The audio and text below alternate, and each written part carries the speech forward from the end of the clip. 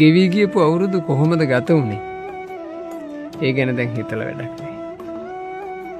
ඉස්සරහා අවුරුදු වල මොනව වෙයිද? ඒ ගැන තාම හිතා ගන්න පුළුවන් කමක් නැහැ.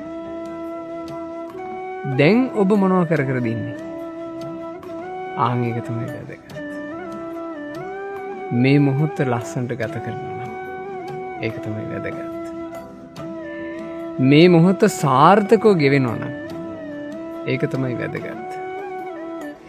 මේ මොහොත ඔබේ ජීවිතේ අලුත් වෙන විදිහට ගත කරනවා නම් ඒක තමයි වැදගත්.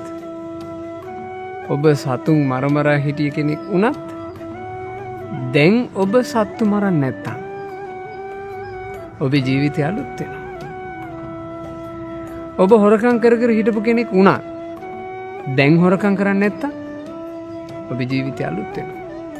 ඔබ වැරදි කාම සේවනයේ සල්ලාලකම කර හිටියත් දැන් ඔබ ඒවා අත්හැරලා ඔබේ ජීවිතය අලුත් වෙනවා. බොරු කිය හිටියත් දැන් ඔබ බොරු කියන්නේ නැත්නම් සත්‍ය කතා කරනවනේ ඔබේ ජීවිතය අලුත් වෙනවා. මත්ද්‍රව්‍ය මත්පැන් ආදී පාවිච්චි කර හිටියත් ඔබ දැන් ඒ දේවල් අත්හැරලා නම් ඔබේ ජීවිතය අලුත් වෙනවා. ඒ නිසා ගෙවී ගියපු අතීතය පරණ වුණා. ඉස්සරහට මොනවා වෙයිද කියලා අපි දන්නේ. දැන් මේ මොහොත ඔබට පුළුවන් තරම් ලස්සනට හදන්න. කලින් පොයවල් වල උපෝසත අෂ්ටාංග සීලේ ගන්න බැරි වුණත් දැන් එළඹෙන පොය තියෙනවා.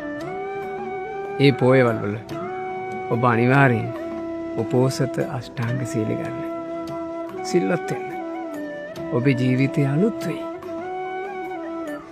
එහෙම අලුත් වෙන දවස් වලින් ඔබ සතියක් ගත කරොත් ඔබේ සතිය අලුත්.